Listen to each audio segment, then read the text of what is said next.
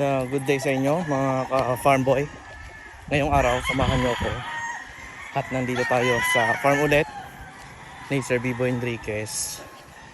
Kasama ang isa sa mga legend din dito sa industriya, si Sir Art Lopez. So, this is the first time na bumisita si Sir Art Lopez dito sa farm. So, mamaya in one frame, this is also the first time na makikita nyo yung dalawang legend na magkasama na nag-share both breeders ng kanilang mga best farm practices, nang sa ganun ay mas mapaganda pa nila yung kanilang mga sistema dito sa kanilang mga farms. So tara, samahan nyo ako at makinig tayo sa kanilang mga ideas, experiences pagdating sa industriya ng pag-aalaga ng manok. So eto mga ka-farm boy, Oo nga po. kasama natin yung Team Excellence, si Opo, Doc Jeff ayos po. and si Doc Ramil. And eto si Sige po kuya. Doc Jason, Ito lang po. first time din na bumisita dito sa Firebird Game Farm. So all the way from Mindanao, nandito siya kasama natin ngayon para i-tour, no, kung ano rin yung mga best farm practices na meron dito sa Firebird Game Farm, kung saan syempre pwede rin niyang maging idea pagbalik niya doon sa area, na ma-share niya rin kung ano yung mga practices na makikita niya dito sa farm. So dito sa aming harapan, sama namin Ma'am Luni, Sir Jovian, at syempre yung dalawang legend sa industriya. So ito ngayon, pinapakita ni Sir B-Boy. Pero bago tayo pumasok, syempre napaka-importante ng foot bath para maiwasan yung pagpasok ng sakit dito sa kanilang indoor brooder. So ito, Sir Art, Sir Jovian, and Sir B-Boy. 25 watts. Bago kong sisimo, baba. Pag lumaki-laki na, tinataas namin. Ganon din yung kainahan. Inuman. Yung sa loob, puno eh. Ang laman nito nasa 50, Nasa 50 40. pieces. 50 po tayo. Per pen po. 50. So, Nagdagdag nga ng ay, sa ngayon. Dito na ginawang 50. nandito ulit tayo sa kanilang indoor brooder, kung saan makikita nyo si Sir B-Boy. Pinapakita niya sa atin ano ba yung idea behind sa ganitong sistema ng pagbo-brooding ng mga bagong pisang sisiw.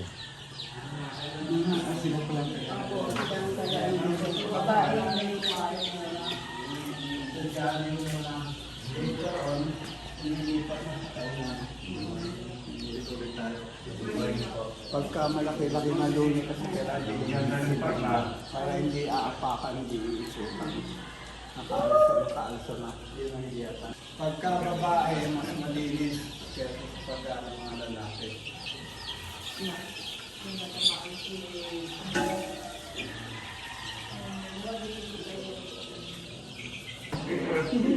Labas ko lang kaya yung bigyan ko siya ng So yan yung isa sa mga practices ng Firebird Game Farm na ipinahagi at ipinakita sa atin ni Sir Biboy Enriquez. So ito naman, after ng kanilang indoor brooder na tinatawag, pupunta naman tayo sa kanilang outdoor brooder, kung saan nila nire-range yung mga 2-3 weeks na mga 3 weeks sisiw. dito sa indoor. So according kay Sir B-Boy, 3 weeks 3 weeks dito sa indoor brooder. Then after nun ay inilalabas na nila sa kanilang outdoor na brooder. Pero bago tayo pumunta doon, ipapakita muna sa atin ni Sir B-Boy yung kanyang incubator area.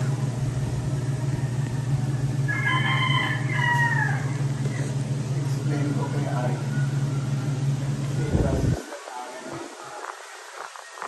So ito yung kanilang incubator room kung saan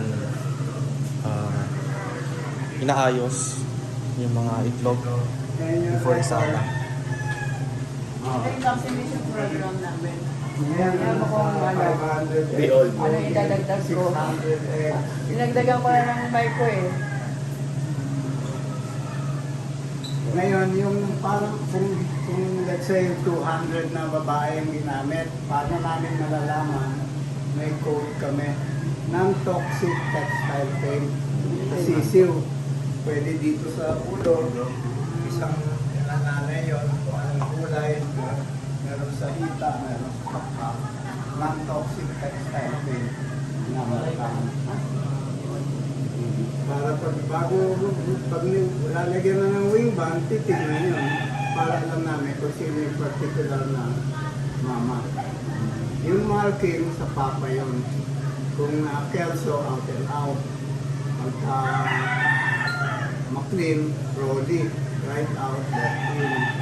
Kailangan na yung mga marking. Pagka puro, may nose mark. Pagka double nose, inbred. Alam na nila kailangan gagawin pagka-inbred. Bago pa-alpas, isasama siya sa mas bata sa kanya by at least 2 weeks. Kasi kung sinama siya sa kaedad niya, pag nag-pecking order na, sila yung mahindi, sila yung tinatawag sa range na punching bag. Kakataas na ng puro, takot nang bumaba na habol. Hindi na makakain. Ay, importante siya kasi inbred, double nose. Pero pag sinama siya sa 2 weeks younger than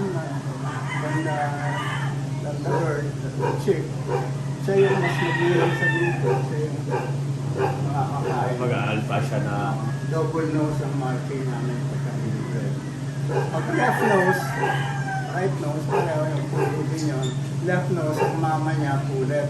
Right nose, ang mama niya, hello. Aba, itong araw na to, ang itlog. Kung may araw na hindi nangingitlog tong inahin na to, may check, out na yan. Kasi nakasalang ka, hindi ka nangingitlog. I-out ka na. So nilalagyan nila ng check. Everyday. Pag dalawang limliman, stop na siya, balik na siya sa range ng mga babae. Kasi pag tinuloy pa namin, una kayo, dapat, yung maliliit na yung sisiyo, yung vigor, bawas na. So hanggang dalawang limliman lang, akyat na doon. Then after 2 months, kung hindi naman molting period pa, pwede ulit siya ibalik. Mga 2 months.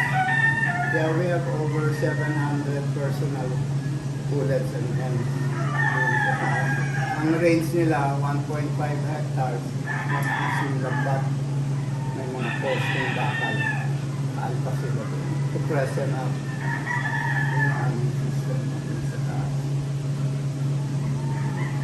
Yung range namin, 12 hectares range ng mga lalaki, 5 hectares range ng mga babae. kaya non-stop breeding Sir B-Boy kasi pag nag-ano sila, parang mag-dry na sila sa breeding, akit na lang sila sa taas. Bababa na lang yung iba. Palit. Ngayon, for the first time this year-round na tuloy-tuloy na ang breeding namin. Dahil sa tumaking industriya. Para mag-break even kami, kailangan nasa hindi bababa ng nasa mga 3 million a month sales. Pagka more than that, pag nag-4 million na, yan, may neto na yung mga empleyado. Gusto ko magka-neto sila. Bonus. Kaya, Bonus. Kaya ko rin malambot ang puso. Yun nga, malambot sa amin ha. Sa baba, matigas na. So, yan mga ka-farm boy. So, shinare ni Sir B-Boy yung kanyang sistema pagdating naman sa incubator management ng mga nakokolekta nilang itlog araw-araw dito sa Firebird Game Farm. And now, iikot naman tayo dito sa kanyang outdoor brooder. So, one of the best practices na ginagawa ng Firebird, yung kanyang sinishare mismo kay Sir Art Lopez at both breeders, kung ano yung mga practices na na-encounter nila, yun din yung sinishare nila. Saka sa pagano. Control pa yung mainit pa dyan. Lalagyan muna namin ng tela. Partition para hindi mabigla. Ayan, yun yung mga outdoor brooder. So, that's the reason why na-acclimatize sa bag sila. Pero sa first week, may tela muna. Kaya nga, pwede na alisin yun kasi mag-mainit na sila dyan. Tapos, acclimatize na. Kaya pag renains namin ng 6 weeks old, Bago bumaba ulit. the earlier may range, the better guys. Muscle development. Kailangan lang may suplemento. Yung suplemento ng excellence, malaking tulong to. Saka regular yung pagpupurga namin. Bago i-range, sa ano yan, bastonero muna, powder. Tapos yan, pag na-range na, after 2 weeks, kalahati ng astig. And then bibilang na kami ng 25 days, isang buo na. Yan, si Luni, sumasama yan sa pagpurga. Yun ang system namin. Every 25 days, purga na isang buo na. Tanggal, walang bulato. Dito tayo. Dito tayo dumana para makita nila yung Yan, so shinare ni Sir B-Boy naman yung kanyang pamamaraan pagdating sa pagbo-brood ng mga 2 to 3 weeks old na mga sisir. So sabi niya, according to him is eto, after 2 weeks na mailagay dito, yung unang 1 week ng paglagay nila dito is nilalagyan nila ng tela para i-cover up. May pang-block sila from direct na tama ng hangin katulad nito.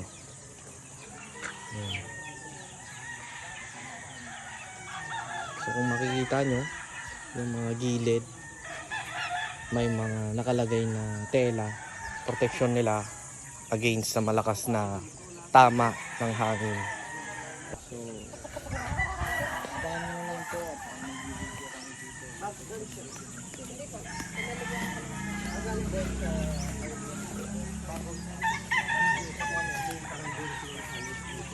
So dito, bago nila dalhin sa mas malaking area, kinukumpleto na nila yung vaccine na kanilang ibinibigay.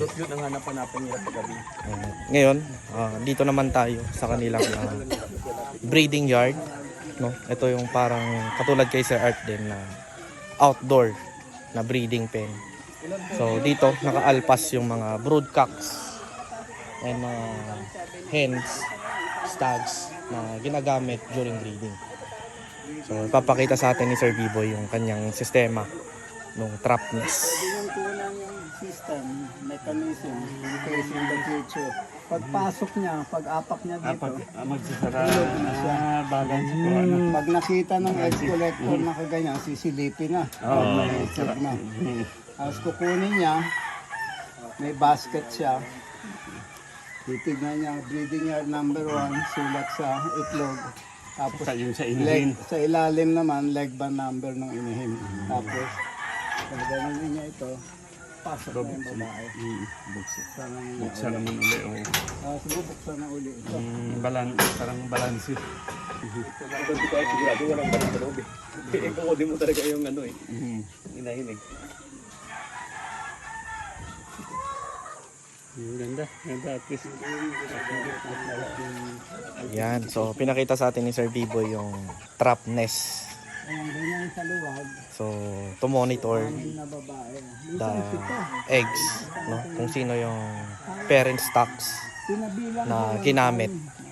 So sa ganung paraan, mas nakikita nila kung ano yung mga inahin na magaling mag-produce ng mga panlaban at kung ano rin yung mga quality na pwedeng gamitin for breeding materials. hanggang hapon. Bilangin mo ilang beses kumasta. Nung hapon na, umakyat na sa akin, past 4. Sabi ko ilan? 12 daw. So, kung makikita nyo rin, mga ka-farm boy, no, may mga white powder na sinasaboy dito sa lupa. So, according to Sir B-Boy, ito yung mga apog na sinasaboy dito sa area para maging natural disinfectant. So, sa ganung paraan, mas naiiwasan din nila na mag-develop yung sakit na tumama dun sa ating mga breeding stocks. So dito rin kung makikita nyo, no, may mga pre-selected na mga ginamit for breeding. So dito anytime na may mga inahin daw na hindi normal yung pangingitlog or delayed, ay pinapalitan ka agad at kinukuha yan dito sa mga naka-ready na mga inahin na for breeding. Breeding yards, pakita natin.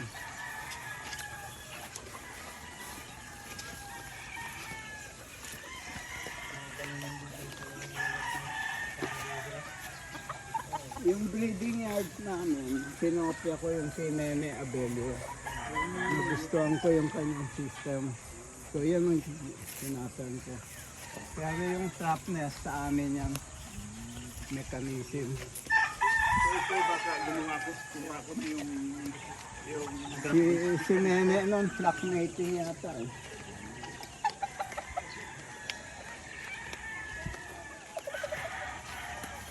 Ilan ako na gusto kong gawa ng matabiya lang ba? Na ilang pwede kong gawin yung Ito, waiting available na ito. So makikita nyo yung mga vacant na mga pens, tinataniman ulit nung grass to refresh yung lupa para anytime na lagyan nila ng mga sisiw galing sa indoor brooder ay nakaprepare na rin yung mga paglalagyan dito sa outdoor brooder. Madaling tandaan.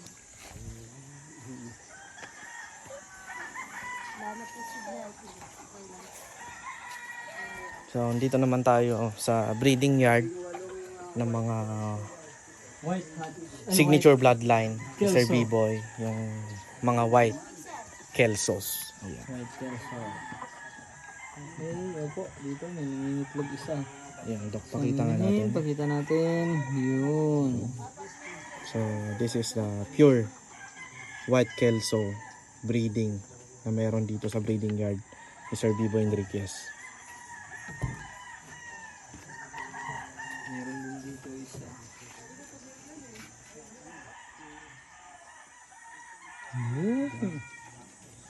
So tulad nga ng sinabi ni Sir B-Boy kanina, sa ganitong sistema, mas namomonitor nila yung mga inahin na nagpuproduce ng mga quality na panlaban and breeding stocks.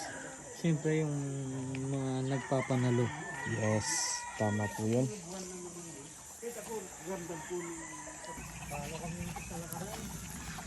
ako talaga mix kami ako sa hindi ako sa farm. Mas gusto ko yung lalo sa umaga. Mataas ang immune system mo. Yung vitamin D3, yung sunlight.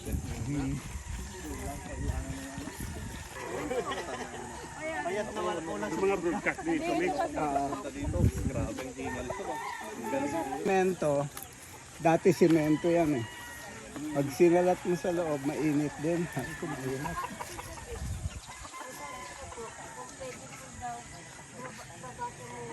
Lagay ulit. Yun ang mukhang kasawa. So for example, kaya mo consume yung 50 grams.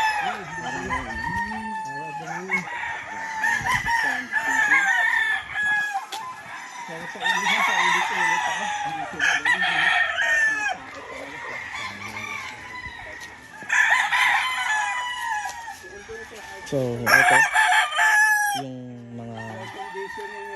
naka-hardening ng mga bagong harvest ng mga stags galing dun sa range area. So dito na nila pinapamature yung mga stags na naka-harvest dun sa kanilang pinakamalaking range area. So this is the sample of the quality stags na meron dito sa Firebird Game Farm. Pinaba ako, tinignan ko. Bitaw na natin. Ito talaga itong harbinan.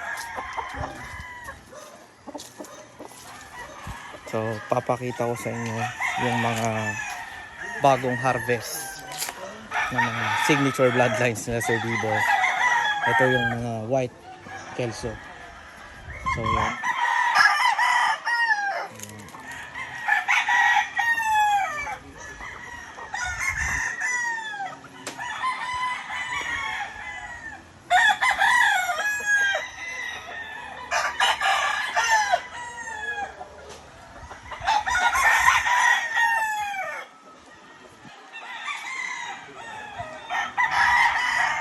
So, yun yung mga na-harvest nila ngayong stags, no, na mga bloodlines na meron si Sir Bibo.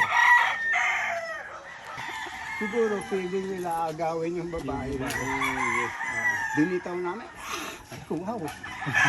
Ay, hindi ko naman magagamit yung breeding eggs. Nagpagawa ako ito. 28 lahat yan. So bago kondisyonin, dyan dadaan. Bibigyan ng liberator para linisin yung atay, para yung sustansya ng condition ng feed tanggap ng katawan. Tapos pupurgain na, liliguan. Pagkatapos dito dahil mga 5 days lang sila, minsan 4 days dahil sa dami ng nilalaban. Babae nagpapakain yan si Ana. Para nung babae na mas maalaga, nung lalaki nakakalbo yung damo. Siya, iba talaga pag babae sa pag-iinis. Mas malinis yung babae. So, kunikwento ni Sir Bibo yung kanilang pamamaraan, no, during or bago pumasok doon sa conditioning. So, ito yung conditioning yards na tinatawag nila. So, kung makikita nyo, parang breeding yards din siya. Pero dito nga lang, conditioning yard yung tawag nila dahil ginagamit nila to na nandito yung stags or mga panlaban na igagamitin or ihahanda. So dito sa ganitong paraan, nilalagyan nila ito ng inahin, and according to Sir B-Boy, mas mabilis daw mapag-mature yung mga stags, at especially na bagong harvest lang tong mga to.